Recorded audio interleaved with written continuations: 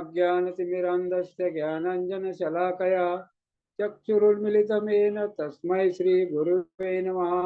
श्रीचैतन्यमनोभीष्टं स्थापितं येन भूतले स्वयं रूपकदा मह्यं ददाति स्वपदान्तिकं।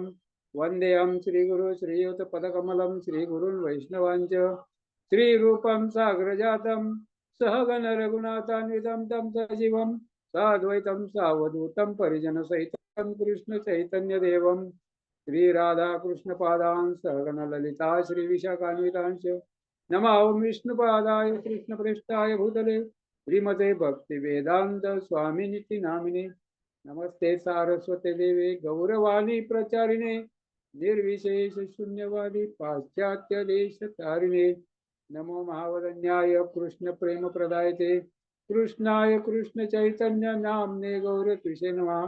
हे कृष्ण करुणा सिंधु दीनबंधु जगत्पते गोपेश गोपिका कांत राधा कांत नमोस्तुते सप्तकांचन गौरांगी राधे वृंदावनेश्वरी वृषभानुसुते देवी प्रणमामि हरिप्रिये नीलांचल निवासाय नित्याय परमात्मने बलभद्र सुभद्राभ्या जगन्नाथाय ते नमः।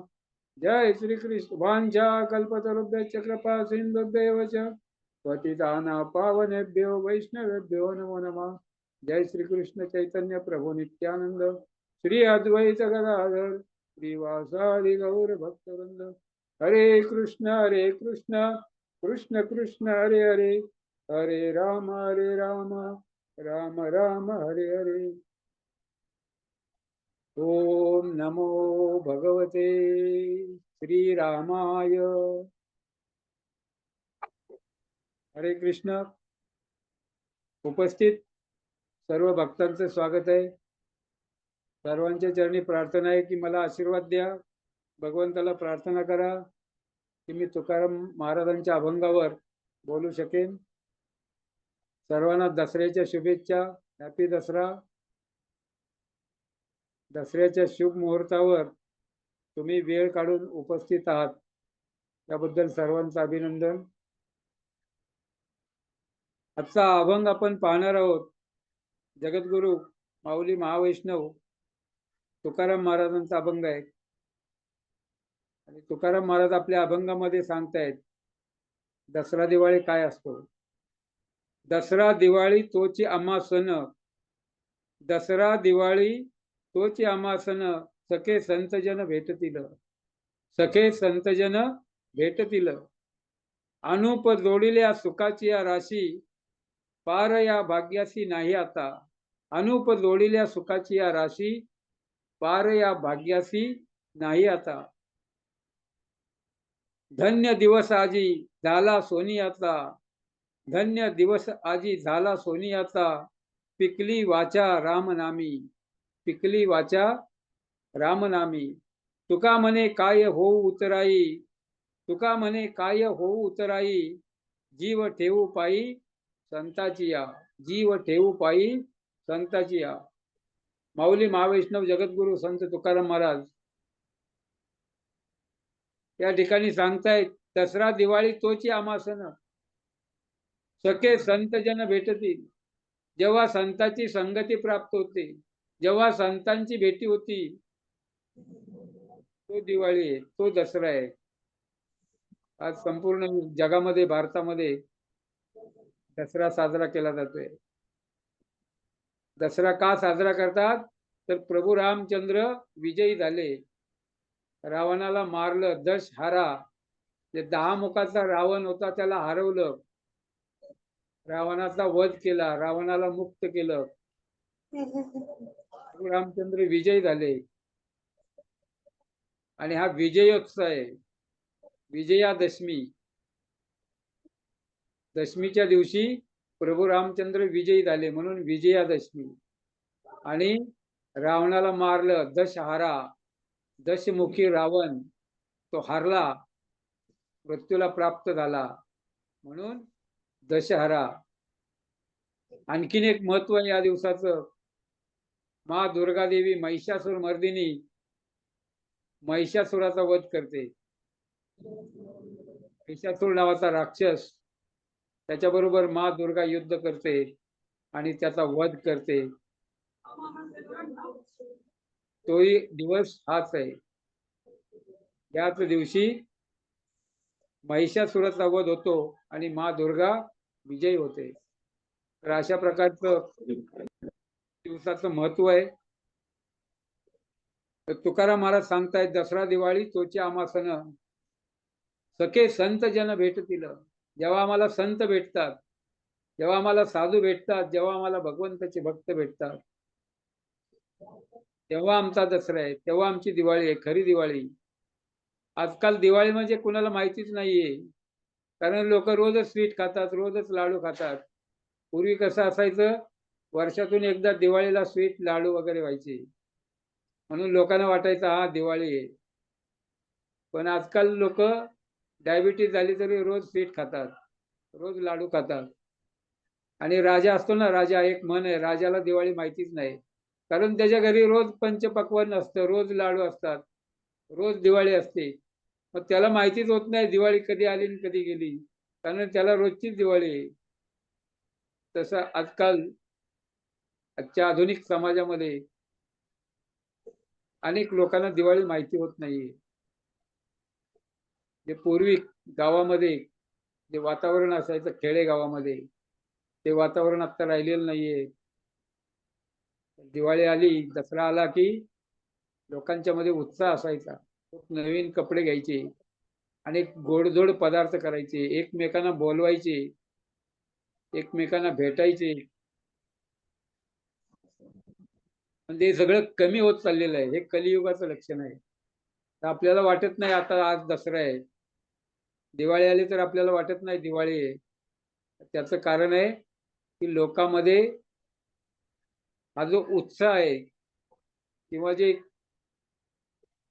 सण साजरे करण्याची पद्धत होती ती कमी होत चाललेली आहे. आधुनिकता आलेली आहे. आणि ही आधुनिकता काय आहे, हे बिघडवणारी आहे, आपले संस्कार विसरायला लावणारी आहे. आणि त्यामुळे आपलं खूप मोठं नुकसान होत आहे. तर सखे संत जन भेटतील. सखे, भगवंताचा सखा कोण होता? अर्जुन. अर्जुन भगवंताचा सखा होता. भगवंताच्या सोबत राहायचा, भगवंताच्या सोबत फिरायचा, भगवंताच्या सोबत जेवायचा, भगवंताच्या सोबत झोपायचा. अर्जुन सखा होता. आणि अर्जुन काय करायचा? भगवंताला हे कृष्ण, हे यादव पते, हे कृष्ण, हे माधव, हे यादव, असं मित्रत्वाचं नातं होतं. सखा म्हणजे मित्र. भगवंताचा सखा अर्जुन असल्यामुळं मित्रामध्ये भांडणं नसतील. ते एकमेकाला बोलतात, एकमेकाला मारामारी करतात, एकमेकाला काय वाटतील ते एकमेकाच्या सोबत शेअर करतात. अशा प्रकारचं मैत्रीचं नातं अर्जुनाचं होतं. आणि जेव्हा 11व्या अध्यायामध्ये भगवंताचं विराट रूप अर्जुनाने पाहिलं, तेव्हा अर्जुनाला समजलं, मी ज्याला मित्र समजत होतो, मी ज्याच्या सोबत खेळत होतो, मी ज्याला उन्हं बोलत होतो, सगळ्या मित्रांच्या समोर मी ज्याचा अपमान करत होतो, ज्याच्याशी हास परिहास करत होतो, ज्यांच्याशी आदान प्रदान करत होतो, तो माझा मित्र सखा सवंगडी नसून तो भगवंत आहे, पूर्ण पुरुषोत्तम भगवान श्रीकृष्ण आहेत, अखिल सृष्टीचे अनंत कोटी ब्रह्मांडाचे नायक आहेत. जेव्हा अर्जुनाला समजलं, तेव्हा अर्जुन म्हणला, भगवंत मला क्षमा करा, मी तुम्हाला हे सखा, हे कृष्ण, हे यादव, हे माधव अशा नावानी आरे तुरे बोललो, अनेक मित्रांच्या मध्ये तुमची मजाक उडवला, तुम्हाला नाही नाही त्या प्रकारे मी बोललो, मला माफ करा. अशा प्रकारे भगवंताचा सखा अर्जुन भगवंताची माफी मागतो. तर सखे संतजन भेटतील. जेव्हा आम्हाला संत भेटतील, संतजन, महात्मा, वासुदेव सर्वमिती स महात्मा सुदुर्लभ. तर भगवंत, सर्व काही भगवंत आहेत. महात्मा काय करतो? सगळीकडे प्रत्येक चराचरामध्ये भगवंताला पाहतो, प्रत्येक जीवामध्ये परमात्म्याला पाहतो. जळी स्थळी काष्टी पाशाणी, विठ्ठल जळी स्थळी भरला, रीता ठाव नाही उरला. तर सगळीकडे भगवंताचे भक्त काय करतात? संत महात्मे काय करतात? भगवंताला पाहतात, भगवंताशी कनेक्ट करून पाहतात या सृष्टीला. अशा प्रकारे हे संत आपले भगवंताशी आदान प्रदान करत असतात. आणि असे संत जेव्हा आपल्याला भेटतील तेव्हा दसरा आहे, तेव्हा दिवाळी आहे. नुसतं भगवंत भेटून आपला उद्धार होणार नाही.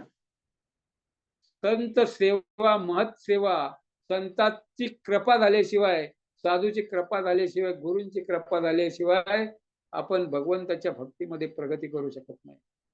संत आपल्या जीवनामध्ये येणं, गुरु महात्मा आपल्या जीवनामध्ये येणं खूप आवश्यक आहे. आणि ते भगवंताच्या कृपेने. भगवंताची प्रार्थना करायची, भगवंताची सेवा करायची, भगवंताच्या भक्तीची साधना करायची. कशासाठी? सखे संत जन भेटतील. केव्हा आपल्याला संत भेटतील आणि केव्हा आपला उद्धार होईल, केव्हा आपल्याला संतांची सेवा मिळेल. नारद मुनींनी काय केलं होतं? चातुर्मासामध्ये संतांची सेवा केली होती, भगवंताची कथा ऐकली होती आणि संत महात्म्याची सेवा करताना उच्छिष्ट प्रसाद भक्षण केला होता. म्हणून मागच्या जन्मामध्ये जे दासीपुत्र होते ते काय झाले? नारद मुनी, महर्षी नारद, जे त्रिभुवनामध्ये गमन करतात, त्यांना कोणी अडवत नाहीये, कुठेही प्रकट होतात. कुठलेही तिकीट काढायची, विमान परमिशन, विसा वगैरे काढायची गरज नाही. अशा प्रकारचे महान भक्त नारद मुनी झाले. कशामुळं? भगवंताची कथा महात्म्याकडून ऐकली आणि महात्म्यांची सेवा केली आणि त्यांचा उच्छिष्ट प्रसाद घेतला आणि नारद मुनीवर कृपा झाली. म्हणून ते महर्षी नारद झाले. भगवंताची सेवा करणं, संतांची सेवा करणं, महात्म्याची सेवा करणं, महात्म्याच्या मुखातून भगवंताची कथा ऐकणं हे खूप जरुरी आहे. आणि त्यामुळं काय होतं? महाराज पुढच्या चरणामध्ये सांगतायत, आमोप जोडिल्या सुखाची या राशी, पार या भाग्याची नाही आता. आणि जेव्हा संत जन भेटतील, जेव्हा गुरु भेटतील, जेव्हा आचार्य भेटतील, जेव्हा महात्मा भेटतील, अनेक महात्मे होऊन गेले. जगद्गुरु तुकाराम महाराज, श्रील प्रभुपाद, इतिहासामध्ये महात्मा विदुर, अनेक महात्मे आहेत, अनेक संत आहेत.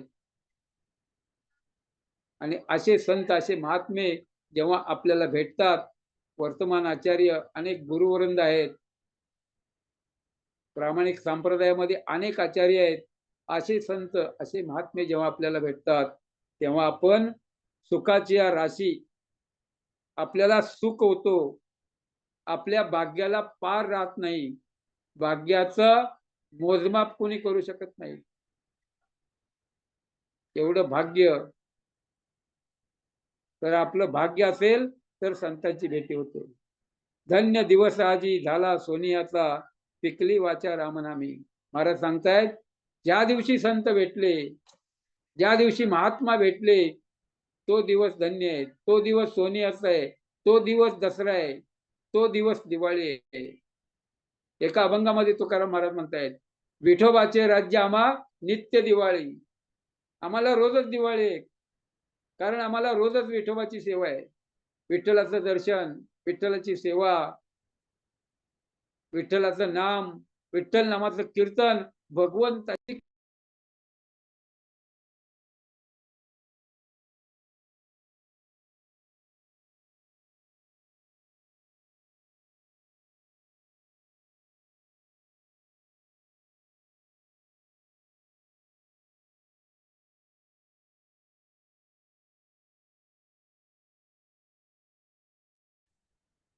भगवंताच्या राज्यामध्ये काय? आम्हाला रोज दिवाळी आहे, रोज भगवंताचं दर्शन, रोज भगवंताची सेवा, रोज भगवंताचा प्रसाद, रोज भगवंताची कथा आणि रोज भगवंताच्या नामाचं कीर्तन.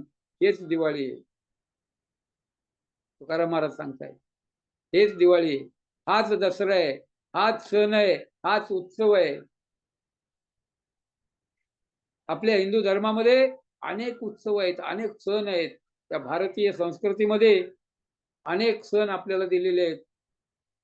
आपल्या पूर्वजांनी, ऋषीमुनींनी, शास्त्रांनी अनेक प्रकारचे सण, उत्सव आपल्याला दिलेले आहेत. आणि जेव्हा आपण इस्कॉन मध्ये पाहतो, इस्कॉन हे एक उत्सवाचं जग आहे. अनेक उत्सव असतात. दर आठवड्याला उत्सव असतो, 15 दिवसाला उत्सव असतो, एक एक महिन्यामध्ये 4 उत्सव असतात.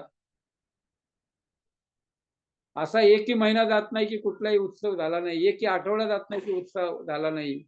आचार्यांचा तिरोभाव असतो, आचार्यांचा तिरोभाव असतो, कुठल्या आचार्यांचा जन्मतिथी,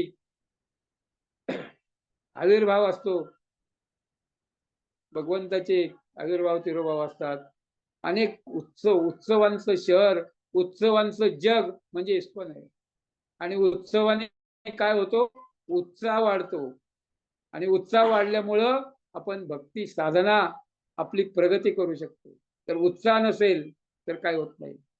कुठलंही कार्य करायचं असेल तर रूप गोस्वामी सांगतात, उत्साहात, निश्चयात, धैर्यात, तत्तत् कर्म प्रवर्तनात, संग त्यागा, सतोवृत्ती, षडवीर भक्ती प्रसिद्धती. या 6 गोष्टी केल्या तर तुमची भक्ती त्या ठिकाणी प्रगती करायला अजिबात अडथळा येणार नाही. पहिला आहे उत्साहात, निश्चय, धैर्य, या गोष्टी काय आहेत, उत्साहवर्धक आहेत. आणि जेव्हा आपण उत्सव करतो, सण साजरे करतो, उत्सव म्हणजे काय, इस्कॉन मध्ये रोज उत्सव आहे, रोज मंगल आरती आहे, रोज भागवतम आहे, रोज श्रृंगार आरती आहे, रोज प्रसाद आहे, 7 वेळा आरती आहे, 7 वेळा भोग दाखवतात भगवंताला, 2 वेळा श्रृंगार करतात, आरती कीर्तन 24 तास सेवा भगवंताची चालू आहे. आणि रोज उत्सव आहे, रोज दिवाळी आहे, रोज तुम्ही मंगल आरती अटेंड करा, रोज तुम्ही मॉर्निंग प्रोग्राम अटेंड करा, रोज तुमची दिवाळी आहे, रोज तुमचा दसरा आहे. त्याचा लाभ घ्यायचा का नाही ते आपण ठरवायचं. सगळं आहे, अवेलेबल आहे, भगवंतानी सगळं आपल्याला दिलेलं आहे, प्रभुपादांनी सगळं दिलेलं आहे. पण ते किती घ्यायचं, ज्याची जेवढी झोळी, ज्याचं जेवढं पात्र, तेवढं भरभरून तो घेऊ शकतो. अशा प्रकारे उत्सवाची दुनिया या आंतरराष्ट्रीय कृष्ण भावनामृत त्या योगाने आपल्याला प्राप्त झालेली. विजयादशमी म्हणजे रामाचा विजय झाला, रावण मारला गेला. सत्याचा विजय असत्यावर, धर्माचा विजय अधर्मावर, चांगल्याचा विजय वाईटावर. वाईट दुष्ट रावण, रावण ब्राह्मण कुलामध्ये जन्मला होता पण दुष्ट होता, आणि तो शत्रुभाव, भगवंताशी शत्रुत्व करत होता. राम प्रभूची सीतामाईला हरण केलं, सीतामाईचं हरण केल्यामुळं रामप्रभूंना युद्ध करावं लागलं. रामप्रभूंनी वानरसेना गेली. भगवंत आहेत, भगवंत अद्भुत आहेत, भगवंत काही करू शकतात. भगवंत ज्या जागेवर आहे तिथून रावणाला एक बाण पाठवला तरी मारू शकत होते, सुदर्शन पाठवलं तरी एका क्षणामध्ये रावणाला मारू शकत होते. पण भगवंत लीला करतायत, नरलीला, मर्यादा पुरुषोत्तम भगवान श्रीराम जगाला दाखवतायत. एक बाणी, एक वचनी, अशा प्रकारचे एक पत्नी, अशा प्रकारचे राम मर्यादा पुरुषोत्तम. भगवान श्रीकृष्ण लीला पुरुषोत्तम आणि भगवान श्रीराम मर्यादा पुरुषोत्तम. भगवंताच्या बाणामध्ये, रामप्रभूच्या बाणामध्ये एवढी ताकद आहे, समुद्र सुद्धा त्या ठिकाणी उकळू लागला, थरथर कापू लागला, एवढी ताकद आहे. तर रावणाला एका क्षणामध्ये मारू शकत होते, पण त्या सगळ्या वानर सेनेला सोबत घेतलं. विभीषण, वानरसेना, जांबुवान, सर्वांच्या सोबत आदान प्रदान भगवंतानी वचन दिलेलं आहे. मागच्या अवतारामध्ये, कृष्ण अवतारामध्ये वानर सेनेला त्यांच्याकडून अनेक प्रकारचे आदान प्रदान वानर सेनेबरोबर भगवंत करतात आणि वानर सेना घेऊन जातात. रावणाला अनेक वरदान होते की मनुष्याकडून नाही किंवा वानराकडून नाही असं, आणि ते सगळे वरदान पूर्ण करण्यासाठी वानर सेनेला घेऊन रामप्रभू गेले आणि रावणाचा निपात केला. अशा प्रकारचा दसरा आहे. रावण हा पुलस्त्य कुलामध्ये ब्राह्मण होता. तो पूजा अर्चा करायचा, पण तो कसा होता? रजोगुणी होता, रजोगुणी. विभीषण कसा होता? सत्वगुणी, भगवंताचा भक्त होता. आणि कुंभकर्ण तमोगुणी होता. असे 3 गुणाचे 3 बंधू आहेत.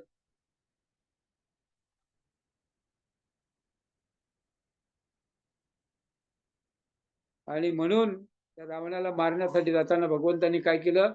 सेतू बांधला. सेतू बांधताना ते प्रत्येक दगडावर भगवंताचं नाव लिहित होते. आणि भगवंताचं नाव लिहिल्यानंतर ते दगड त्या सागरावर, पाण्यावर तरंगत होते. हा संसार सागर आहे. आपण या संसार सागरामध्ये आहोत आणि हा सागर आपल्याला पार करून द्यायचा आहे. आणि आपल्याला काय आहे? तरुण जाण्यासाठी भगवंताचं नाम, भगवंताच्या नामरूपी नौकेमध्ये जर आपण बसलो तर हा संसार सागर पार करून जाऊ. जसं वानरांनी प्रभू रामचंद्राचं नाव लिहिलं आणि दगड तारले आणि सेतू बंद केला, तसं आपणही भगवंताचं नाव जर घेतलं तर आपलाही संसार त्या ठिकाणी सागर पार करून आपण पहिलं तीराला पोचू शकतो.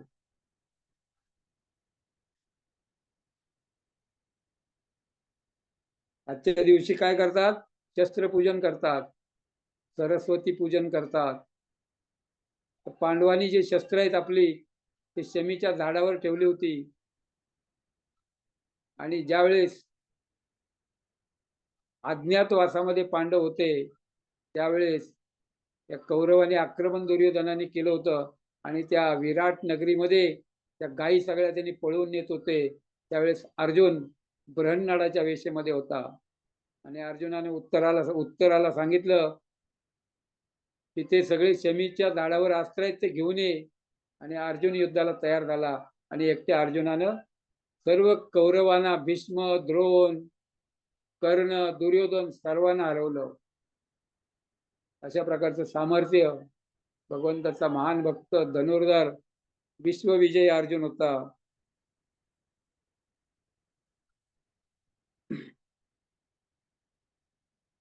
आणखीन एक कथा आहे शमी पूजनामध्ये. पैठणमध्ये एक ब्राह्मण होता देवदत्त नावाचा. त्याचा मुलगा होता कौत्स्य. कौत्स्याला काय केलं? गुरुकुलामध्ये ठेवलं शिकण्यासाठी. ते गुरूंचं नाव आहे वरतंत. ते गुरुकडून शिक्षण घेतलं, गुरुकडून विद्या घेतली कौत्स्यानं. आणि शिक्षण पूर्ण झाल्यानंतर गुरुनं म्हटला, मी तुम्हाला गुरुदक्षिणा काय देऊ? गुरु म्हटले, काय नको, विद्या ही विकायची नसते. जसं तुकाराम महाराज म्हणतात, कीर्तन करायला गेलं तर तिथं धन घेऊ नये, जेथे कीर्तन करावे तेथे अन्न न सेवावे. कारण कीर्तन हे विकायचं नसतं, हे ज्ञान द्यायचं आहे, हे भगवंताचं ज्ञान आहे. तर गुरु म्हणतात, मी तुला ज्ञान दिलं, ते मला गुरुदक्षिणा तू काही देऊ नको. तू तुझ्या घरी जा आणि तू सुखाने राहा आणि माझ्या विद्येचा उपयोग करून तुझ्या जीवनामध्ये चांगल्या प्रकारे राहा. पण तो हट्ट करतो कौत्स्य. आणि त्यावेळेस गुरु म्हणतात, ठीक आहे, तुला द्यायचंच आहे ना, मी तुला 14 विद्या शिकवल्या. एक विद्येला 1,00,000 सुवर्ण मुद्रा, 14 विद्येला 14 लाख सुवर्ण मुद्रा तू दे. आणि मग ते पण तू 3 दिवसामध्ये द्यायचं. गुरु म्हणले, आता आपण याची परीक्षा घेऊ. 3 दिवसामध्ये 14 लाख सुवर्ण मुद्रा. आपण 14 लाख रुपये सुद्धा देऊ शकत नाही, तर सुवर्ण मुद्रा कुठून देणार? किती सावकार असला, करोडोपती असला तरी एवढं कुणी देऊ शकत नाही. तो कौत्स्य इकडे तिकडे फिरला, प्रयत्न केला, पण एवढं कोण देणार? त्याने विचार केला, आपण राजाला भेटलं पाहिजे. त्यावेळेस राजा रघु राजा राज्य करत होता. प्रभू रामचंद्राचा पूर्वज, वंशज. रघुकुल रीत सदा चली आई, प्राण जाये पर वचन न जाई. तो रघुराजा राज्य करत होता. कौत्स्य राजाकडे गेला आणि सांगितलं मला गुरुदक्षिणा द्यायची आहे आणि मला 14 लाख सुवर्ण मुद्रा पाहिजे आणि ते 3 दिवसात पाहिजे. रघुराजाने पाहिलं कोशामध्ये, भांडारामध्ये सगळे टाकसाळ खाली आहे. कारण दान धर्म करून लोकांचे त्या ठिकाणी सुविधा देऊन सगळा कोश खाली झालेला आहे आणि 14 लाख सुवर्ण मुद्रा नाहीयेत कोशामध्ये. काय करायचं? 3 दिवसाची मुदत आहे. रघुराजाने काय केलं?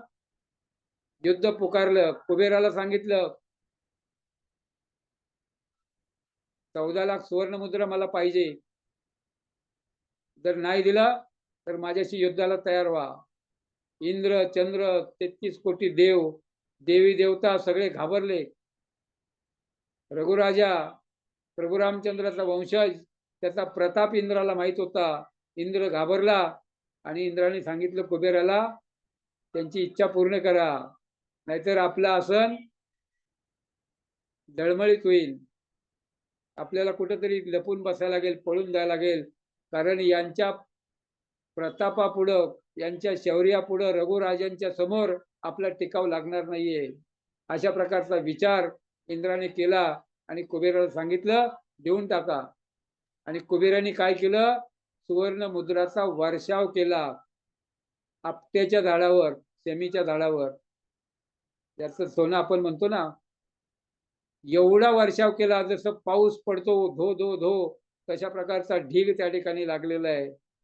आणि मग रघुराजाने पाहिलं, कुबेराला धन्यवाद दिले, इंद्राला धन्यवाद दिले आणि कौत्साला सांगितलं हे तुला काय पाहिजे तेवढं घेऊन जा. कौत्स काय म्हणला? मला जास्त नको, मला फक्त 14 लाखच पाहिजे. 14 लाख सुवर्ण मुद्रा गोणी भरून घेऊन गेला. गुरुना दक्षिणा दिली. वर एकही मुद्रा, दोन्ही मुद्रा त्यांनी घेतल्या नाही. अशा प्रकारचा शिष्य होता. काय आहे फुकट, किती घेऊन जावं म्हणलं म्हणून घेऊन जायचं नाहीये. अशा प्रकारची पद्धती गुरुकुलामध्ये शिक्षण कौत्साने घेतलं होतं आणि आपल्या नीतिमूल्याचं पालन तो करत होता. आणि त्या शेमीच्या झाडावरून जे सुवर्ण मुद्राचा वर्षाव झाला होता, ते 14 लाख मुद्रा नेल्यानंतर ज्या मुद्रा शिल्लक राहिल्या, तर रघुराजानं सर्व जनतेला आवाहन केलं, ज्याला जे पाहिजे त्यांनी जितक्या पाहिजे तितक्या मुद्रा घेऊन जावा. सर्व जनता त्या ठिकाणी खुश झाली. आणि मग शेमीच्या तिथं झाडावर जवळ गेले, त्या सुवर्णाची त्या झाडाची पूजा केली आणि ज्याला पाहिजे, कुणाला 10 मुद्रा पाहिजे, कुणाला 100 पाहिजे, कुणाला 1 गोणी पाहिजे, कुणाला अर्धी गोणी पाहिजे, सर्वांनी ते सोनं लुटलं. म्हणून साठी आज हा दसरा साजरा केला जातो आणि आपट्याच्या पानाचं सोनं म्हणून लूट केली जाते. अशा प्रकारचे कथा या दसऱ्याच्या निमित्ताने येते.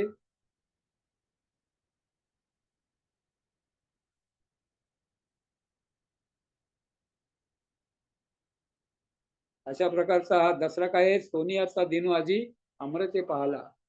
आज हा सोन्याचा दिवस आहे. सोन्याचा दिवस केव्हा होतो? जेव्हा आपण भगवंताशी कनेक्टेड आहे, जेव्हा आपण भगवंताची भक्तीमध्ये आहे, जेव्हा आपण भगवंताचं दर्शन करतो, जेव्हा आपण भगवंताची कथा ऐकतो, जेव्हा आपण भगवंताचा नामजप करतो, जेव्हा आपण भगवंताच्या नाम कीर्तन करतो, तेव्हा आपला दिवस सोन्याचा होतो. तेव्हा आपला दसरा आहे, तेव्हा खरी दिवाळी आहे. आज ही सोनियाचा दिनू, वर्षे अमृताचा गणू. हरी पाहिलो रे हरी पाहिलो. ज्ञानेश्वर माऊली महाराज सांगताय, सोनियाचा दिसे आजी अमृते पाहला.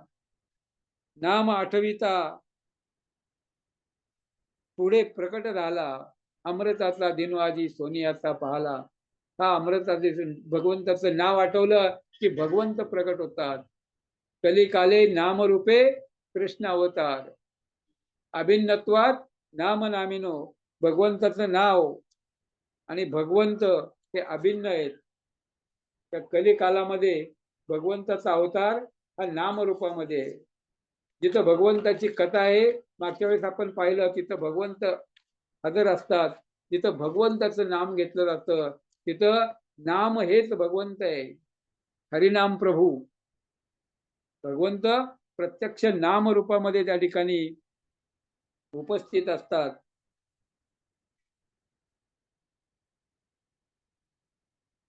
बहुना जन्मना म्हणते ज्ञानवान्मा प्रपद्यते वासुदेव सर्वमिती स महात्मा सुदुर्लभ. गीतेमध्ये भगवान सांगतायत तो महात्मा आहे आणि तो महात्मा दुर्लभ आहे. कोणता महात्मा? बहुना जन्मना म्हणते अनेक अनेक जन्मानंतर ज्ञानवान्मा प्रपद्यते, त्याला ज्ञान प्राप्त होतो. काय ज्ञान प्राप्त होतो? वासुदेव सर्वमिती, जे जे आहे ते सगळं भगवंत आहे, ते भगवंतापासून आहे, ते भगवंताशी संबंधित आहे. मत्त परतरम नान्यत किंचित असती धनंजय. भगवान सांगतात माझ्यापेक्षा वेगळं या जगात काही नाहीये. मत्त परतरम न अन्यत, दुसरं काही नाहीये. जे जे दिसे ते सगळं मी आहे, मीच नटलेलो आहे. प्रत्येकामध्ये जड चेतन जळी स्थळी काष्टी पाषाणी, प्रत्येकामध्ये सजीवामध्ये निर्जीवामध्ये वृक्षामध्ये वेलीमध्ये आपण पाणी पाहतो. पाणी रसो अहम अपसु कौंतेय. भगवान सांगतात तुम्ही जे पाणी घेता त्या पाण्याची चव रस ते मी आहे. हम वैश्वानरो भूत्वा प्राणीनाम देह आश्रिता. प्रत्येकाच्या हृदयामध्ये जो वैश्वानर अग्नी आहे तो मी आहे. परमात्मा रूपाने भगवंत हृदयामध्ये आहेतच. यत आदित्यगतम तेजो जगत भासेते अखिलम तत् तेजो विद्धी मामकम यत चंद्रमसी यच्चाग्नो. अग्नीचं तेज चंद्राचं तेज आणि सूर्याचं तेज माझ्यापासून आहे. भगवंताशिवाय तुम्हाला काही भेटणार नाही. जेव्हा तुम्ही तुमचा चष्मा बदलाल तेव्हा तुम्हाला सर्वत्र भगवंताचं दर्शन होईल. यत्र तत्र परत्र सगळीकडं हरी पाहिला रे हरी पाहिला. ज्ञानेश्वर महाराज म्हणतात महात्मा नसतो मा पार्थ दैवी प्रकृती माश्रिता भजन अन्य मनसो ज्ञात्वा भूतादी अव्ययम. भगवान सांगतात जो महात्मा आहे ते अर्जुना तो काय असतो? दैवी प्रकृतीचा आश्रय घेतो. तो माझा आश्रय घेतो. तो म्हणत नाही मी करता अहंकार विमूढ आत्मा करता मिती म्हणते. तो माझा आश्रय घेतो आणि तो सांगतो सगळं काही भगवंताच्या कृपेनं, मी करता नाहीये. भजन ते अनन्य मनसो, अनन्य भावाने तो माझं भजन करतो. कारण तो जाणतो की भगवंत आदि अनादि अव्यय, आणि म्हणून तो काय करतो? माझा आश्रय घेतो, अनन्य भावाने माझी भक्ती करतो.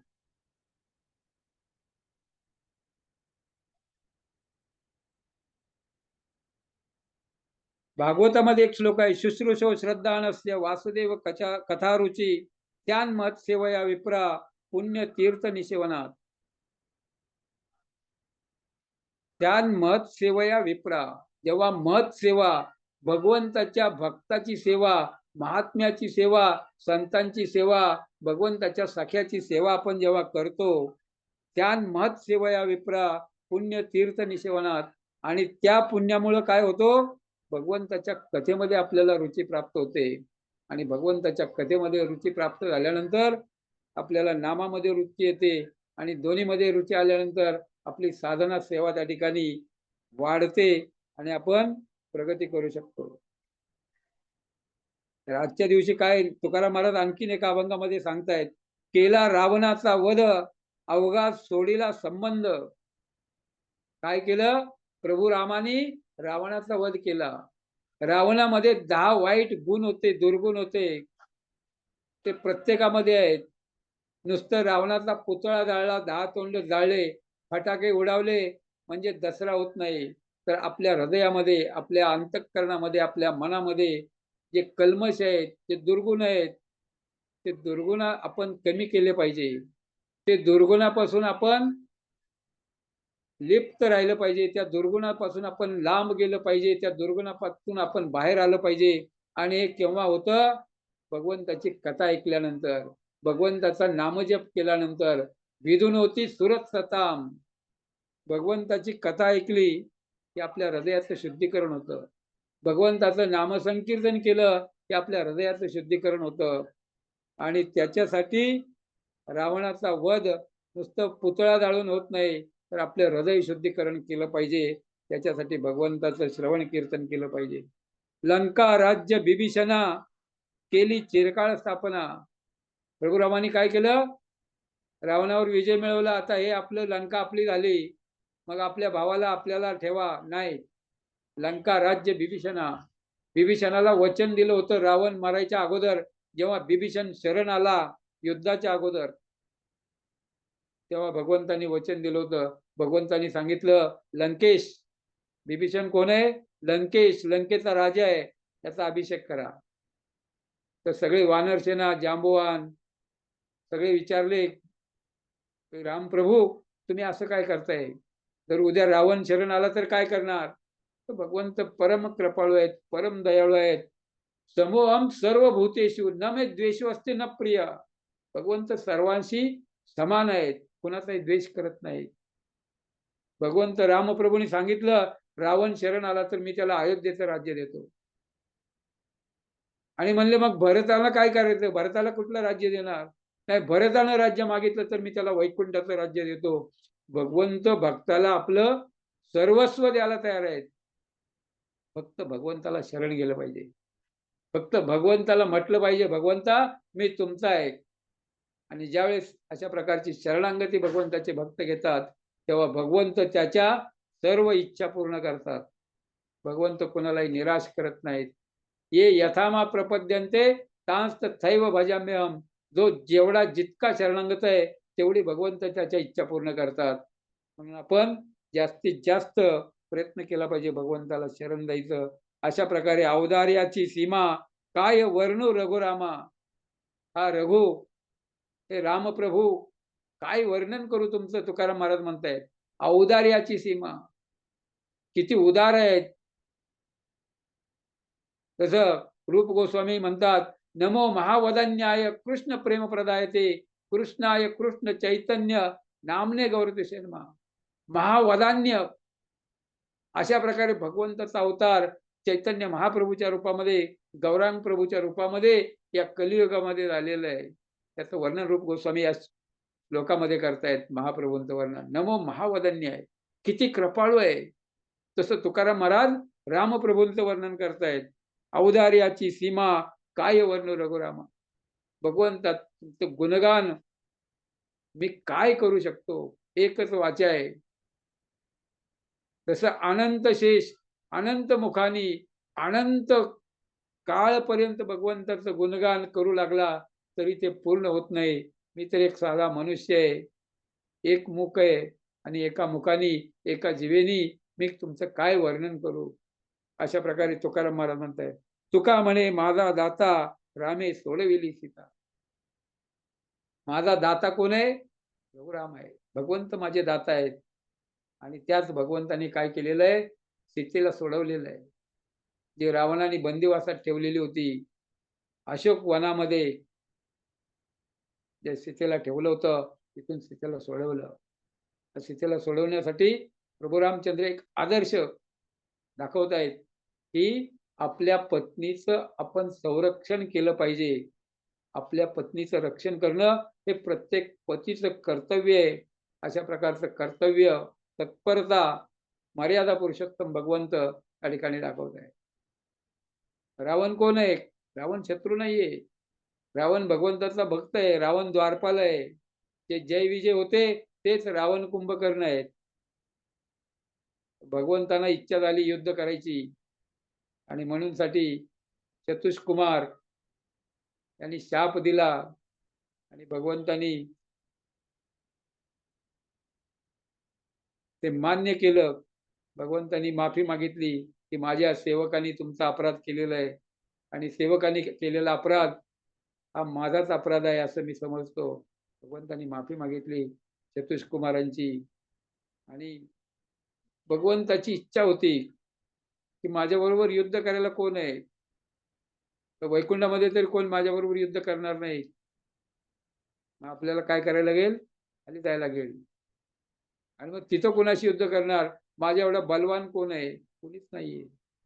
आणि म्हणून साठी भगवंत जय विजय, रावण कुंभकर्ण, शिशुपाल वक्रदंत अशा प्रकारे अवतार घेतात, आणि 3 अवतारामध्ये त्यांच्याबरोबर युद्ध करून त्यांना पुन्हा वैकुंठामध्ये पाठवतात. अशा प्रकारची लीला प्रभू रामचंद्र आपल्या द्वारपालांच्या सोबत, आपल्या भक्तांच्या सोबत, आपल्या पार्षदांच्या सोबत, भगवंताचे नित्य पार्षद आहे, वैकुंठामध्ये राहतात.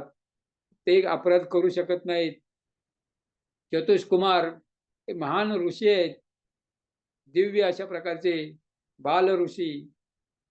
ते 4-5 वर्षापेक्षा जास्त त्यांचं वय कधी वाढत नाहीये, अशा प्रकारचे महान ऋषी ते कसे काय शाप देऊ शकतात? पण भगवंताची इच्छा. आपण प्लॅन करू शकतो, पण अंमलात आणायचं का नाही ते भगवंताच्या इच्छेशिवाय आपलं पाणी हलू शकत नाहीये. अशा प्रकारे भगवंताच्या इच्छेने भगवंत हे सगळं घडवून आणतात. भगवंत शत्रू निर्माण करतात, भगवंत मित्र निर्माण करतात. या जगतामध्ये जे जे आहे ते सगळं भगवंताच्या कृपेने चाललेलं आहे. भगवंताची कृपा, भगवंताची शक्ती, भगवंताचे त्या ठिकाणी जे पार्षद आहेत, भगवंतांनी नेमलेले देवी देवता अधिकारी आहेत आणि सगळं त्यांच्या आधिपत्याखाली या जगाचा कारभार चाललेला आहे. आणि आपल्याला जे सुखदुःख येतात ते आपलं कर्म. आपण जर भक्ती केली तर त्याच्यामध्ये आपल्याला डिस्काउंट, कन्सेशन मिळतो. जसं कैद्याला जेल होते 10 वर्षाची सजा, आणि जर तो तिथं चांगला राहिला, व्यवस्थित नियमांचं पालन केलं जेलमध्ये, तुरुंगामध्ये, तर त्याला 5 वर्षामध्ये सोडतात, डिस्काउंट देतात, कन्सेशन. अशा प्रकारे आपण जर भगवंताची भक्ती केली तर आपल्याला डिस्काउंट मिळतं आणि आपण लवकर स्वधामाला जाऊ शकतो. म्हणून आपण भगवंताची भक्ती केली पाहिजे, भगवंताची सेवा केली पाहिजे. नाम संकीर्तन, जप, गीता, भागवत करीती श्रवण. कुळी कन्यापुत्र होती जे सात्विक, तयाचा हरिक वाटे देवा. म्हणून सात्विक, सत्वगुण, रजगुण, तमगुण हे 3 गुण आहे आणि या 3 गुणामध्ये हे सगळं जग चाललेलं आहे. तमगुण म्हणजे आळस, निद्रा, अभक्ष भक्षण, अपेय पान, हे तमगुण आहे. रजगुण म्हणजे इच्छा, गाडी, घोडा, बंगला, सुंदरी, पर्यटन, अशा प्रकारच्या इच्छा आहे, रजगुण आहे. आणि सत्वगुण म्हणजे भगवंताची सेवा, भगवंताची भक्ती, यज्ञ, दान, पुण्य, कर्म, हे सत्वगुणाचं लक्षण आहे. आणि जेव्हा आपण रजोगुण, तमोगुण सोडून सत्वगुणामध्ये येतो, तेव्हा आपण भक्ती सुरू करू शकतो. तर आपल्यामध्ये आळस, निद्रा, अभक्ष भक्षण, अपेय पान, वासना, इच्छा हे जर सगळं असेल तर आपण करतोय, भगवंताची भक्ती सुरू होत नाहीये. हे सगळं झिरो आहे. जेव्हा आपण सत्वगुणामध्ये स्थित होईल आणि सत्वगुणामधून शुद्ध सत्व बनण्यासाठी भगवंताच्या भक्तीमध्ये गांभीर्यानं दृढ होईल, तेव्हा आपली भक्ती सुरू होते, तेव्हा भगवंत कृपा करतात. तर प्रत्येकाने सत्वगुणाचा आश्रय घ्या. यज्ञ, दान, तप, कर्म, पठन, पाठन, जप, साधना, सेवा, नवदा भक्ती. जी देवी आहे, देवीचे 9 रूप आहेत, हे नवदा भक्तीचे प्रतीक आहेत. तर आपण नवदा भक्तीचं पालन केलं पाहिजे. 1, 2, 3 कुठली तरी भक्ती आपण केली पाहिजे आणि त्या योगानं आपण सत्वगुणामध्ये स्थित होऊ. आणि सत्वगुणामध्ये स्थित झाल्यानंतर आपली भक्ती त्या ठिकाणी प्रगतीला जाऊ शकते. हरे कृष्ण कृष्ण कृष्ण हरे हरे, हरे राम राम राम हरे हरे. आपण या ठिकाणी विश्राम घेऊ द्या. हरे कृष्ण.